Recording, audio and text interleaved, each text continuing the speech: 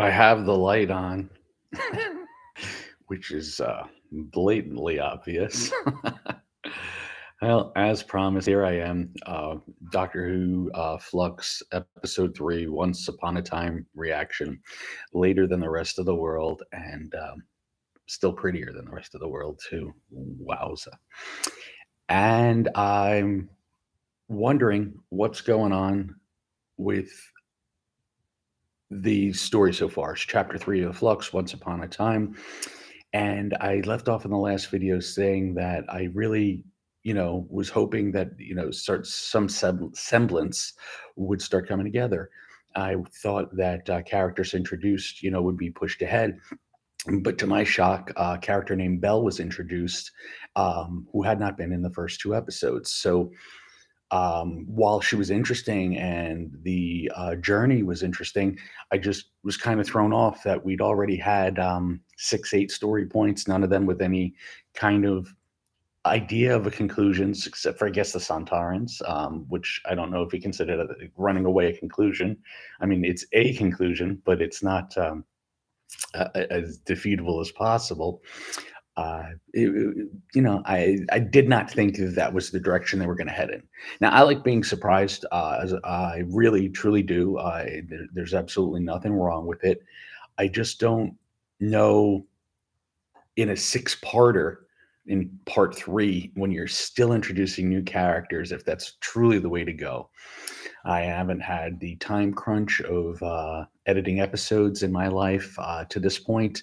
I shouldn't say that.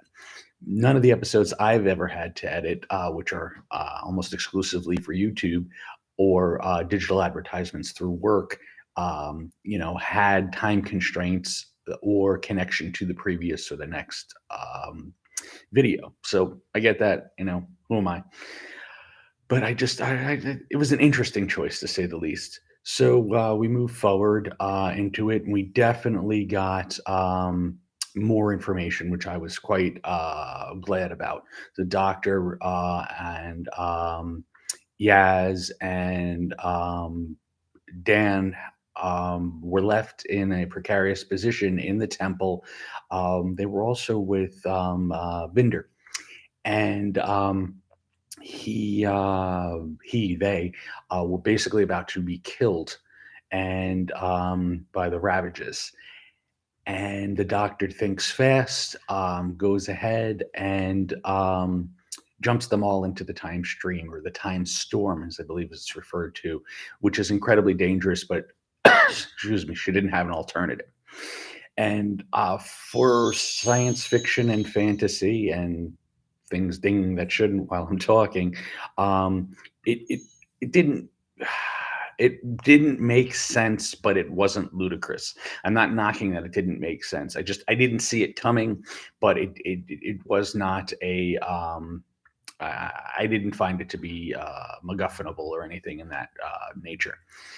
And through going to the time stream, everybody was going to and fro in their own time streams, and the doctor was basically guiding them to hide them from the ravages.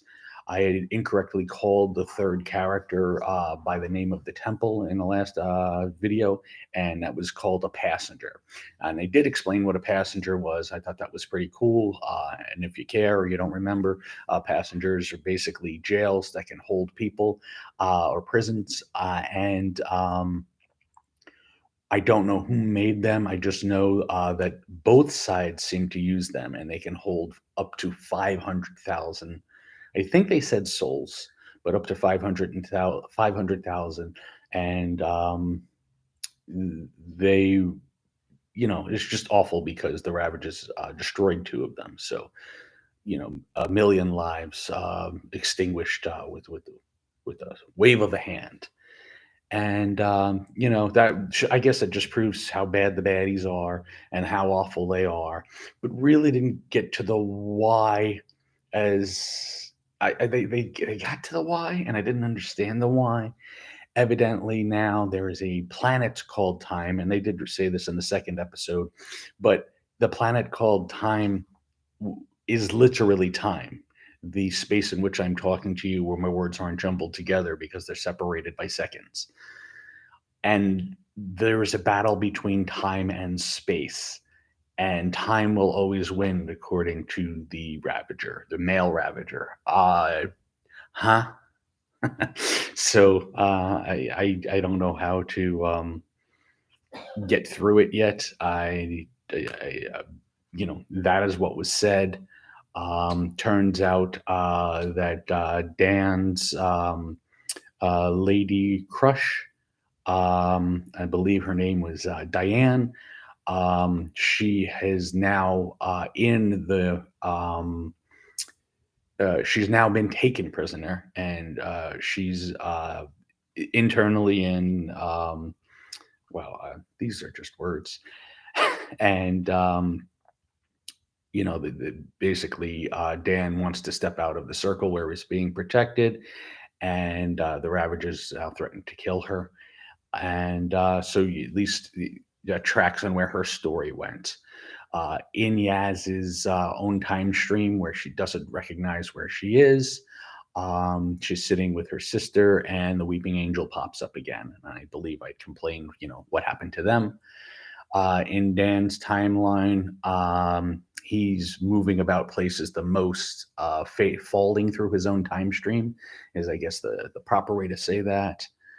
And Jacob, I think, got the most revealed about himself.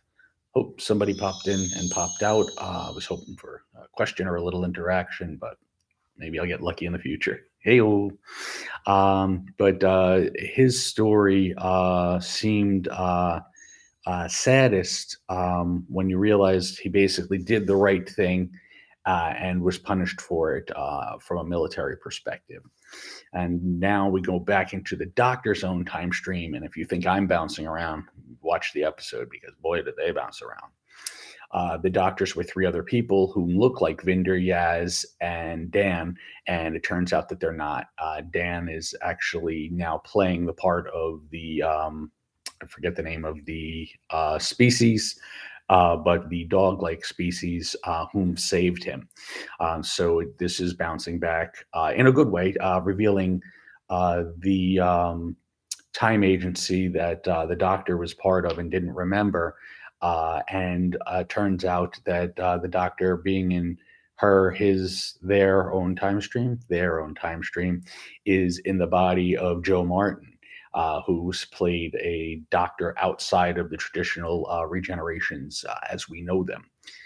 And I thought that was cool, and it was great to see her back. And I thought, as always, I wanted more of her, and I thought that there would be, but it's nice to see things coming together and to learn about the division. I forgot the proper, again, I know it's a time agency, but it's not. I think they went with CIA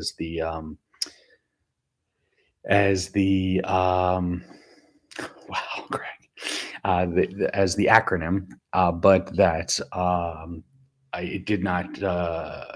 I can't remember exactly what it was called. Yeah, wasting time on it. So it was incredibly choppy. It was incredibly jumped around. I enjoyed that, but again, felt very few answers until the very end. And please watch the episode if you feel this is too spoilery. I kind of waited 2 weeks, and the rest of the world waits about an hour posting these videos or reaction videos. But it turns out that Belle and Vinder are together, and not only that, Belle is pregnant, and she survived the flux somehow, and she probably gave the most clear description of what's going on with it. But the Cybermen have survived, the Daleks have survived, the Santarans have survived. And basically, they're just fighting for what's left over. And as she predicts, they're going to go to war for what's left. And you realize how silly that sounds. She feels that, the only mission that's important is love. And it's kind of deep, yet kind of sappy. And I still liked it. So that's episode 3, Once Upon a Time. It's being told in storybook fashion. I think that's where it gets named from, with Belle being the narrator. I don't know where it's going, but I can tell you at the very end for the shock value, and I didn't see it coming, but the Weeping Angel gets inside the TARDIS through Yaz's phone and starts piloting it. And I guess people will wonder why, how. I don't know if there's complaints or not complaints, but I believe it was Timothy Dalton's uh, version of Rassilon that punished the two people on the council that voted against him, that said that we shall punish them like we did the angels of old. And they go onto their knees and put their hands over their face, much like the weeping angels. So it would, if it is revealed that the weeping angels are a creation or a punishment of Time Lords from the darker barbaric or old Gallifreyan period, it would make perfect sense how they could be time sensitive and why they'd be able to pilot a TARDIS or not. There's always that. It's my supposition, but I've guessed 1,000 times, and I am sure I'm below 500 to say the least over the years watching this show. So if you're catching the video not during the live stream, I hope you enjoyed it. I'm going to be watching the next one and commenting on it, hopefully sooner than later. Um, the episode itself only got a 75 on the appreciation index, and I can kind of understand that based on the choppiness of the episode. But I do kind of see it more coming together now. I mean, it might not be your preferred style of editing or storytelling, but I at least feel um, loose ends are coming together a bit. I don't know why I wanted it to happen so quickly, already knowing it was a six-parter, but I thought it was even weirder that they started with a new character rather than following a thread. So, trying to tie all the threads together, I'm Greg saying thanks for watching and take care. Oh, stay healthy too, because without your health, you're nothing. I know that for a fact.